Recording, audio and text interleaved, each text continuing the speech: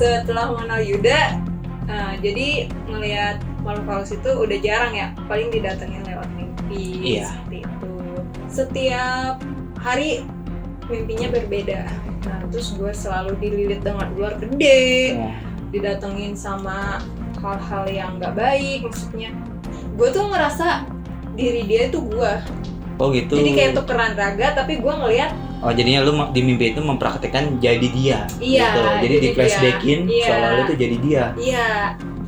Dimimpiinnya pertama sih bukan sama ketuanya, jadi dia kayak ada anak buahnya gitulah. Pertama dari pocong, Iya. terus pokoknya jenis jin ada lah.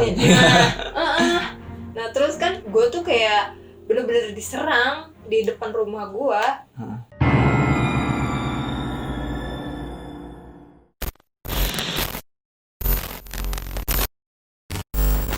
Ya, assalamualaikum warahmatullahi wabarakatuh. Selamat datang di channel Misteri Kita. Pada kesempatan kali ini, gue akan kembali lagi pada konten diskotis, diskusi konten mistis. Dan kali ini gue bersama bini gue langsung yang bernama Yuni Handayani. Karena apa? Karena banyak banget dari kalian yang request gue bersama bini gue ya membuat konten diskotis mengenai cerita mistis yang pernah dialami bini gue ini. Ya buat info aja buat kalian semua, bini gue ini juga seorang bisa dibilang indigo lah gitu. Tapi dia itu penyampainya itu melalui mimpi ya, bayangkan kamu ya. Melalui mimpi atau kadang-kadang melihat langsung. Cuman lebih banyak sih melalui mimpi. Dan kadang-kadang mimpinya itu sering terjadi dan kenyataan. Bener ya? Nah, oke. Nah, buat kalian yang penasaran, sebenarnya udah diceritain beberapa ceritanya di konten Rahmat Ababil ya, kalian bisa lihat. Atau di konten gua yang sebelumnya, kalian juga bisa lihat. Tapi itu udah lama banget sih sebelum Misteri Kita ya dikenal kayak sekarang. Oke, mendingan kita langsung aja dengar cerita lainnya dari Teh Yuni atau bininya Teteh Yuda. Teteh Yuda. Oke, langsung aja yang kita ceritakan cerita seram yang pernah kamu alami ya, itu melalui mimpi dan lain sebagainya. Ceritain aja. Kalau aku mah udah tahu soalnya. Udah tahu. Ya, silakan aja biar penonton pada tahu ya. Gitu. Ceritanya gimana nih? Kan cerita banyak. Ya cerita yang pertama ini aja yang mimpi kamu gitu ya. Kalau nggak yang pertama kita ketemu aja dulu ya. Ya udah. Jadi sebelumnya kan Yuni sama Yuda belum kenal ya. Belum Sebelumnya. Nah, jadi sebelum Yuni sama Yuda kenal, itu tuh Yuni lebih peka. Pekanya tuh dalam artian sering melihat makhluk tak kasat mata ya. Nah, sebelumnya udah sering ngeliat. Terus setelah mengenal Yuda, jadi setelah mengenal Yuda, jadi ngelihat makhluk halus itu udah jarang ya, paling didatengin lewat mimpi. Seperti itu. Dan pas lagi kita pertama kenal juga, waktu kita salaman tuh kayak ada suatu energi yang nyetrum dia katanya. Nyetrum, salaman gitu. sama gua nyetrum dret. Jadi gue tuh bisa ngerasain, maksudnya ada hal apa di dalam dirinya Yuda. Dan gue pernah cerita gitu ke dia, maksudnya kita nanya sifat lu gini-gini ya, terus lu gini-gini, terus kata dia saya tahu banget. Dan ternyata gue nggak tahu kalau dia juga indigo. Jadi gue nggak tahu kalau misalnya dia juga indigo. Nah kita kan emang gaya pacarannya tuh kita kayak temenan lah, asik aja. Manggilnya lu gua gitu ya. Kalau di setiap kita main atau apa, kita pasti digangguin ya. Iya. Diketawain, ya. Sering lah pokoknya melakukan hal, nemuin hal-hal aneh lah kalau kita lagi jalan berdua. Cuman bukan ke kebun ya jalannya ya. Nggak lagi main aja gitu. Nah gue juga mau sedikit cerita ya, yang kata itu kan Yuni ini belum tahu ya sebenarnya gue ini bisa melihat secara tak kasat mata gitu. Dan gue pernah bilang, lu kalau main nggak usah bawa-bawa pendamping ya, atau nggak usah bawa teman kayak gituin kan. Oh apaan emang ini emang Yuni juga posisinya kan nggak tahu ya, karena kan dari keturunan gitu. Dan ya benar emang kata Yuni dari bapaknya atau dari orang tuanya itu ada yang bisa, dan katanya sih keturunan dari salah satu Cirebon juga ya, buyutnya dari Raden Cirebon gitu keturunannya ya. Nah iya wajar, jadinya emang wajib ada ilmu keturunannya walaupun enggak 100% gitu sih. Oke lanjut lagi ceritanya Neng Yuni. Udah setelah itu jadi kan kita udah sama-sama tahu nih, kita sering tukeran informasi lah. Terus gue sering cerita sama Yuda, yang gue ngeliat ini, terus gue sering mimpi kayak misalnya gue kan pernah gitu ngaji di suatu tempat, dan gue tuh niatnya memang untuk ngaji kayak biasa tawasulan, dan gue mencari jati diri gue sebenarnya siapa sih istilahnya, karena gue kan ngerasa gue nanya sama orang tua gue sering dimimpin ini, terus dikasih ini istilahnya di dalam mimpi itu ya. Nah terus orang tua gue cuma jawab gini, nggak enak jadi orang yang bisa melihat seperti hal itu katanya. Terus orang tua gue juga bilang, gue nanya kenapa, maksudnya gitu, soalnya kita itu pasti banyak yang menyerang kita. Benar, ngetes lah ibaratnya. Ya, ngetes. Nah terus gue makin penasaran ya. Terus nanya lagi, terus apa lagi Pak selain itu? Ya kita juga nggak bisa sembarangan ngasih tahu orang lain. Dan kita juga nggak boleh asal istilahnya lihat dong dalaman gue ini apa, dan misalnya apa sih yang ada di diri gue, misalnya itu sebenarnya nggak boleh kata orang tua gue. Nah benar. Itu sebenarnya nggak boleh sembarangan, itu dibilangnya nggak sopan. Benar setuju, sama makanya itu ya jawaban dari kalian yang sering nanya, bang gue didampingi kodam apa enggak ini. Nah bukannya gue nggak mau tahu, tapi gue nggak bisa sembarangan memberitahu orang, apalagi orang itu nggak gue kenal, dan gue juga nggak tahu siapa kalian, walaupun gue nganggap kalian itu semuanya kawan misteri ya. Dan kalau emangnya kalian mau konsultasi atau misalnya butuh bantuan sih no problem, gue jawab. Cuman kalau untuk bertanya mengenai kodam diri gue siapa, nggak akan gue jawab, karena alasannya yang tadi bini gue bilang gitu sih, itu aja. Kita langsung lanjut mungkin ya ke cerita mistis ya. Nanti dulu. Nah terus orang tua gue pesen juga kalau kita bisa nolong orang itu nggak apa-apa. Tapi dengan satu hal, jangan pernah katakan orang itu misalnya atau sakit karena penyebabnya guna-guna atau ada hal lain. Intinya jangan diberitahu kalau emangnya ada kiriman dari pihak gitu. Keluarga tuh jangan gak usah, oh iya nih ini kiriman dari si Anu, nanti jatuhnya terjadi fitnah dan kita pasti bikin benci orang lain. Jadi itu nggak boleh. Jadi jadinya kita cukup bikin seujon dan fitnah lah. Jadi kita cukup niatkan diri kalau memang kalian memang mau benar-benar sembuh, itu niatkan kalian benar-benar sembuh. Tapi kalau misalnya nanya nih misalnya ke Yuda ya, nanya ke Yuda, bang ini kenapa sih cewek gue sakit kok gini-gini, misalnya ya kata orang sih cewek gue tuh ada yang jahilin.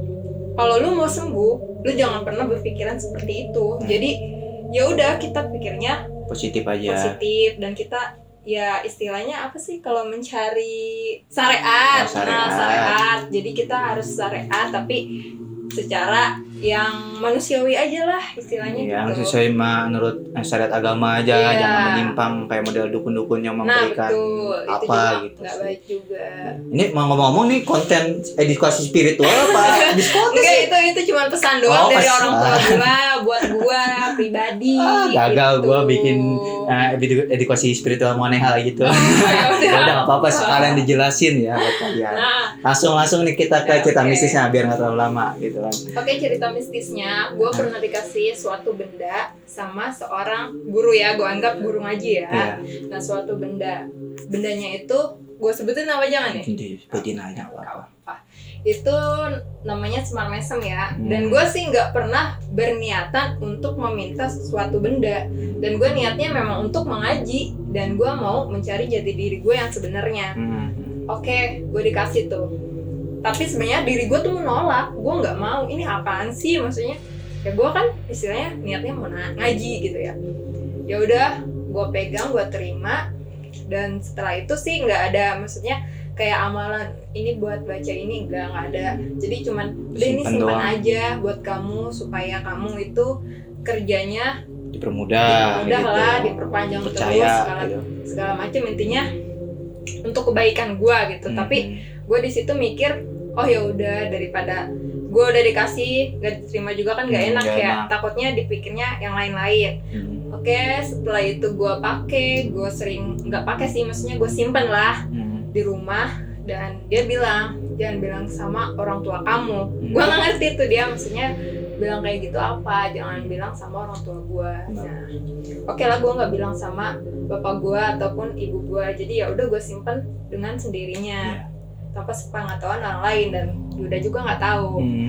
Nah, gue simpen setelah beberapa lama gue pegang itu ada 5 bulan lebih lah, 5 bulan, dan gue tuh selalu dimimpiin dengan hal-hal aneh. Gue tuh seminggu berturut-turut gue dimimpiin bahwa barang itu nggak baik buat diri gue. Jadi dia tuh cuman mau ngisi apa sih kalau ada di badan itu? Iya, pengen wadah lu nah, gitu lah. dia tuh cuman ngincer wadah gue doang. Jadi ada yang ngasih tahu ke gue. Di dalam mimpi gue itu bapak-bapak dia ngasih tahu katanya dia itu cuman mau wadah gue doang, karena wadah gue itu udah ngebentuk dan udah bagus. Dan gue nggak ngerti wadah apa maksudnya gue, tapi di situ dikasih tahu lah setiap hari mimpinya berbeda. Nah terus gue selalu dililit dengan ular gede, didatengin sama hal-hal yang nggak baik, maksudnya dia tuh cuman mau pokoknya dengan hal benda-benda yang gue pegang itu mintanya suruh balikin, kalau masih di gue itu badan gue bakal habis lah, istilahnya gitu. Dan gue memang ngerasain sendiri, gue megang itu tuh sakit terus. Iya benar. Gue udah pacaran sama Yuda pas lagi itu, cuman gue nggak tahu. Iya Yuda nggak tahu, dan gue juga nggak bilang sama Yuda.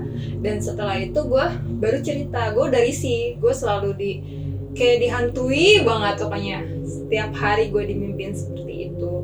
Dan gue setiap kerja itu ngerasanya mual, pusing, pundak itu berat, kaki itu kayak dipegangin 20 orang buat jalan pun berat istilahnya. Sumpah gue merinding. Sumpah ya, gue merinding, gue gak bohong. Nah terus habis itu gue cerita dong sama Yuda, dan Yuda bilang ya udah balikin aja secara baik-baik sama orangnya.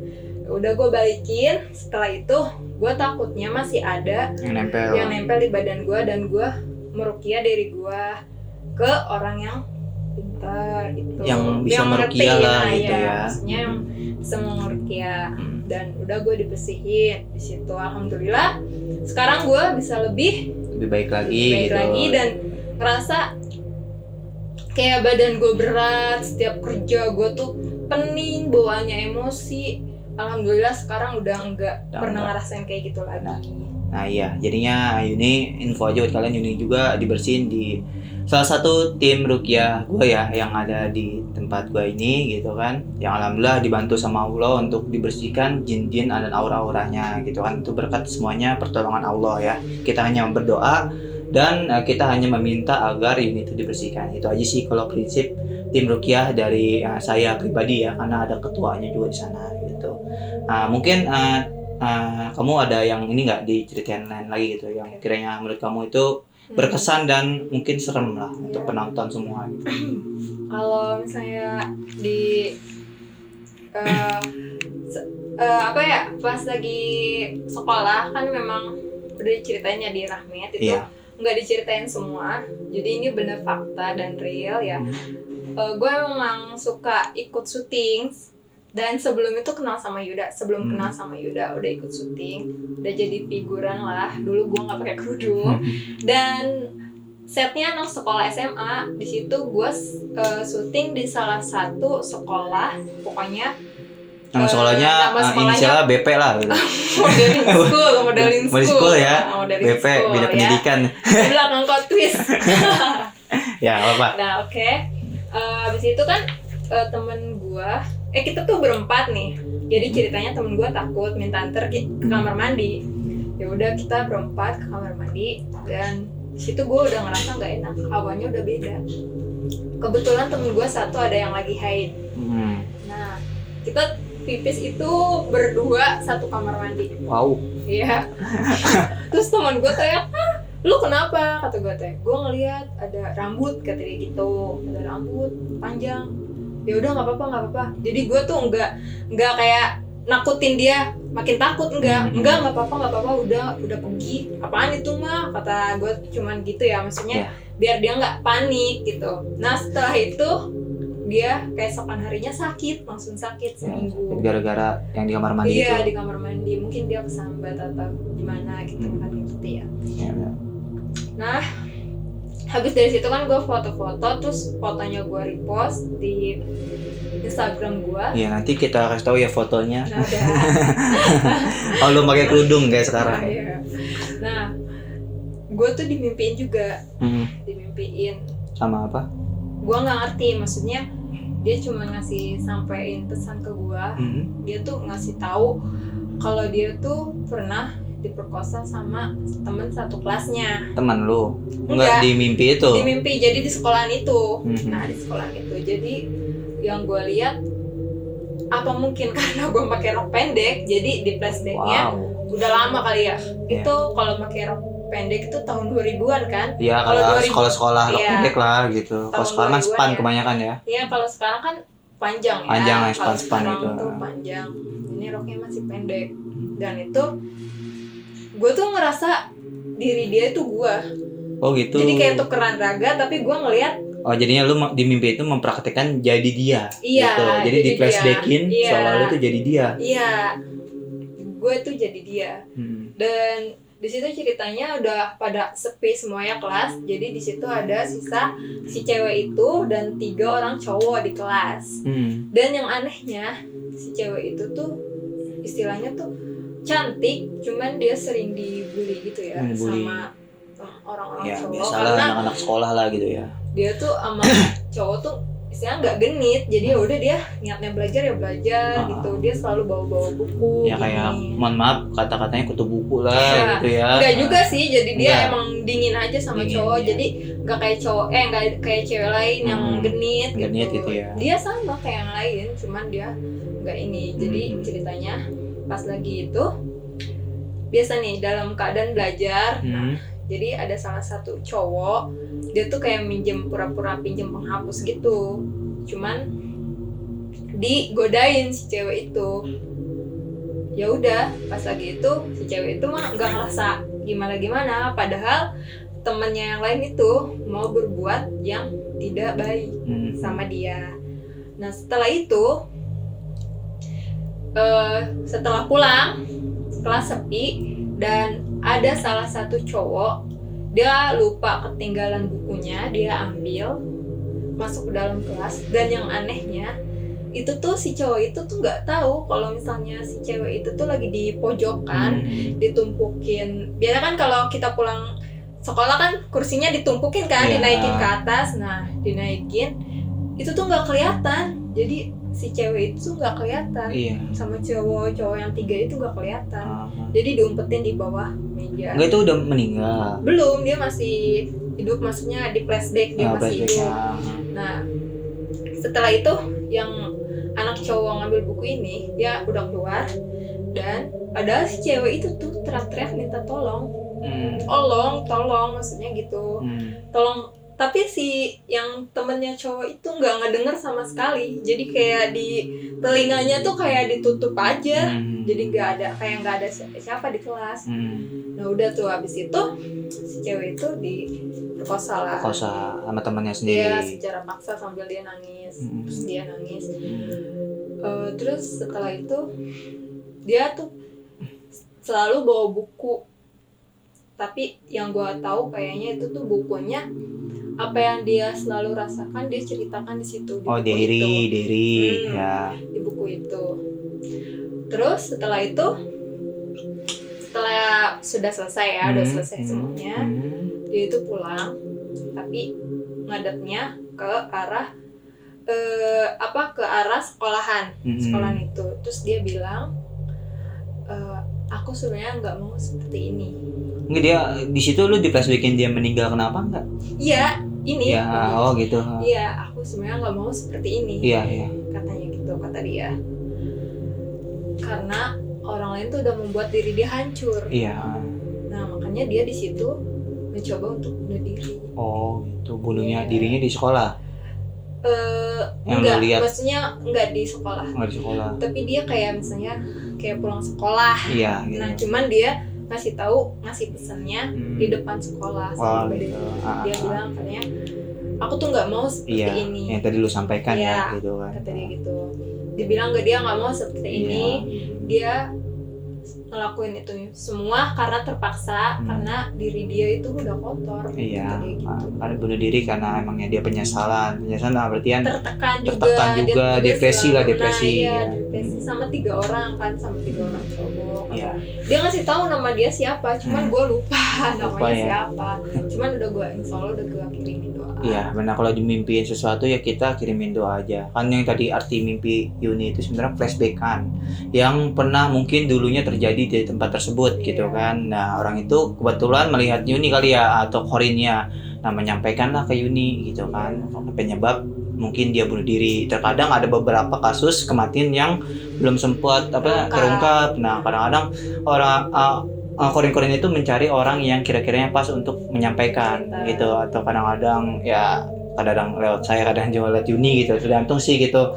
Jadinya emang yang kira-kiranya pas untuk menyampaikan, walaupun kita tidak bisa menyampaikan kepada pihak yang berwajib atau yang keluarganya gitu kan, karena di situ dia tidak menyebutkan namanya ya. Dia menyebutkan namanya, tapi nggak menyebutkan keluarganya di mana gitu. Dia cuma menyebutkan namanya siapa? Namanya siapa? Lupa, bagus banget. Tuh pernah cerita deh sama kamu. Iya, aku kan udah lama banget itu ceritanya, udah lupa. Udah nggak lama sih, kayak udah lupa lah namanya siapa, intinya coba kita udah pernah doang. Ini mungkin tadi kan salah satu mimpi lu yang kiranya itu maksudnya flashback gitu kan, tapi lumayan ibaratnya kalau orang yang biasa mungkin serem juga sih gitu. Tapi ada nggak mimpi lu yang kira-kiranya tuh lu kayak diserang jin? Kalau nggak salah kan lu pernah tuh ya cerita ya. Nah, mungkin teman-teman pengen tahu gitu. Ada, waktu itu kita pulang dari suatu daerah kayak daerah pegunungan gitu. Iya. Nah, terus kan biasa kita salaman loh sama ibu-ibu. Nah, mungkin dari salah satu orang tersebut dia memakai sesuatu itu kayak pendamping ya. Iya, itu kayak ibaratnya kan kamu kan jujur aja ya, ini kan make up gitu kan. Nah, ini tuh setelah pulang make up, salaman lah sama beberapa orang yang punya rumah. Ya, yang punya rumah dan kan atau ada tukang make up juga gitu. Kalau di kampung itu kan masih pakai sajen ya. Jadi mungkin nggak tahu juga yang ke situ keundang atau gimana, gue juga nggak ngerti. Iya. Nah, jadi pas gue selesai pulang make up, gue tuh dimimpiinnya pertama sih bukan sama ketuanya, jadi dia kayak ada anak buahnya gitulah. Pertama dari pocong, terus pokoknya jenis jin ada lah.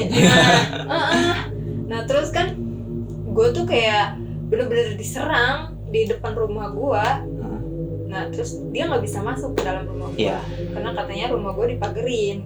Bukan karena kata gue ya, kata si jin tersebut. Iya, dalam mimpi lu itu ya. Nah, dia bilang katanya gini, gue tuh pengen coba nyerang lu dan gue pengen coba ngetes, kata dia. Tapi di situ dia nyerah, di situ dia hancur istilahnya. Karena nggak bisa, masih ada pageran lah di rumah. Iya. Gitu. Di situ bener-bener badan gue tuh kayak bukan ditumpuk, kayak ditindihin kayak ton gitu loh, Pak. Iya, kayak banyak gitu ya. Banyak banget istilahnya. Yang paling tinggi itu tuh orang tinggi gede segede 2 lantai, tingginya 2 lantai. Itu hitam semua dan berbulu dan bertanduk. Terus dia bilang seperti itu sama gue, dia mau nyerang gue. Gue nggak ngerti nyerang apa, gue nggak pernah salah apa-apa. Nah, mungkin yang gue ingat ucapan orang tua gue yang itu, yang tadi ya, yang nggak enak jadi orang. Ya, benar-benar setuju.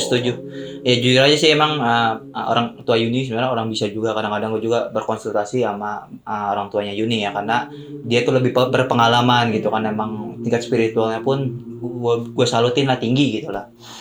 Dan gue juga mau menyampaikan kalau emangnya jadi indigo tuh tidak segampang atau seenak yang kalian kira gitu. Betul. Jujur aja, gue pribadi pun kadang-kadang setelah syuting bersama Rahmat atau gue sendiri gitu, itu kadang-kadang gue sering aja ada yang ngetes, tiba-tiba enggak, itu bukan manusia atau bukan ada aja bentrokan, tiba-tiba aduh ini kok kayak ada yang ini, cuman gue tahu itu dari makhluk jin yang tidak terima diceritakan kan. Ada yang kayak seperti itu. Ada juga beberapa orang yang menurut kita tuh ibaratnya punya spiritual yang tinggi, cuman mau ngetes kita. Nah, banyak yang kayak gitu. Jadinya kadang-kadang gue tuh agak sedikit menyembunyikan loh gitu. Gue mempagar diri gue, menyembunyikan seolah gue tuh orang biasa, tidak punya apa-apa gitu. Ya biar orang aja yang menilai kita, bukan kita yang memberitahu orang. Sebenarnya sih ke arah itu awalnya. Karena kebetulan di konten Ramet udah ini ya, udah banyak yang tahu, ya udah Nah, sekalian namanya saya juga punya konten horor, jadinya kita juga bisa berbagi ilmu, bisa sharing-sharing gitu kan. Nah, mungkin gitu aja kali ya, dua dulu ya cerita kamu, soalnya cerita kamu tuh panjang-panjang banget gitu. Kata mimpi jadi nyata. Iya, Aja nih. mungkin ya coba terakhir nih yang mimpinya Yuni gitu kan, ini jadi nyata gitu loh. Oke, tolong ceritakan kepada penonton yang terhormat. Yang terakhir ya. Saya ceritanya masih banyak banget sih yang dialamin, cuman durasi lah gitu. Ya, durasi. Dan ini mimpi, banyak sih mimpi yang jadi kenyataan dan banyak juga yang benar-benar terjadi. Dan itu ada ya salah satu teman pengajian kita. Dan itu dia ada masalah. Jadi gue dimimpiin dia tuh ada masalah dan pas gue semalam mimpiin terus paginya gue sampein ke Yuda.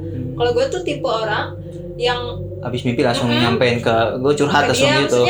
Gue tuh nggak bisa kayak nyimpen itu kayak dihantui, lu tuh harus kasih tahu cepetan kayak gitu kayak kalau ada pesan tuh jangan simpan gitu jadi ya. harus langsung, takutnya kenapa-napa gitu maksudnya. Soalnya kadang-kadang gue menerjemahkan mimpi Yuni loh gitu, kadang-kadang gitu kan kalau gue ngerti gitu kan. Kadang-kadang kalau gue ngerti langsung sampai aja ke orangnya lah gitu. Soalnya kadang-kadang mimpi itu kan artinya beda-beda gitu kan. Ada coba tadi gimana lanjutin? Mimpinya ada masalah, dia tuh kayak ada kontrak sih kontroversi ya istilahnya, ada problem sama dalam suatu keluarga istilahnya gitu. Nah terus gue cerita dong sama Yuda dan itu benar terjadi. Benar. Nah, dan itu pas Yuni selesai cerita kan ceritanya mimpinya intinya beribet lah gitu antara keluarga dan keluarga kawan, cuman ada orang itu gitu di situ tuh sedang memperhatikan. Tapi betul ya. Tapi gue pengen tahu aja nih, Yuni kan mimpi, biasanya kan Yuni itu mimpi ada pertanda sesuatu, langsung dong gue telepon si orangnya kan. Lu bener nggak lagi ada masalah? Iya, yang dia kayak orang pertama nutup dulu. Emang kenapa Yud? Nggak salahnya si Yuni mimpi gini gitu kan. Nah dia baru ngebuka, ya Yud bener tuh yang di mimpi Yuni itu persis banget apa yang gue alamin sekarang. Gue emang lagi ada masalah sama keluarga. Nah itulah salah satunya yang jadi kenyataan. Sebenarnya ada beberapa lagi karena durasinya gitu kan, kalau kepanjangan juga kan takutnya kalian ya inilah di skip dan lain sebagainya gitu kan. Oke, mungkin gitu aja kalian. Nanti nextnya kalau emangnya kalian mau gue bersama Yuni lagi sharing cerita horor atau di konten diskotis ini, silakan berkomentar aja ya di bawah ini, berkomentar. Kalau emangnya mau lanjut nanti akan gue lanjut di next part 2 atau part selanjutnya gitu ya, dan cerita lainnya silakan aja berkomentar di bawah. Dan gue juga mau ngucapin terima kasih sama kalian karena alhamdulillah nih ya, di channel misteri kita ini udah mencapai 4.700 sub ya, dan 300 lagi mencapai angka 5.000. Dan gue berkali-kali janji sama kalian kalau gue udah 5.000 sub gue akan giveaway. Makanya ya silakan kasih tahu teman-temannya suruh subscribe channel misteri kita biar nanti kita akan berikan kalian giveaway secepat-cepatnya. Dan giveaway-nya gue kasih bocoran aja ya. Ini nih, namanya topi belangkon Sunda lah kalau bahasa umumnya gitu loh. Cuman ada baca misteri kita untuk 2 orang atau 3 orang lah. Nanti pokoknya gue bagi-bagi kalian semua ya. Pokoknya tetap dukung channel misteri kita. Mungkin segitu aja konten diskotis Yuda bersama Yuni ya. gitu kan. Untuk nextnya mungkin kita akan sharing-sharing lagi mengenai cerita mistis di channel misteri kita. Pokoknya saksikan konten-konten misteri kita lainnya yang akan memberitahu kalian mengenai informasi-informasi yang belum kalian ketahui. Sekian dari misteri kita karena mereka ada di sekitar kita.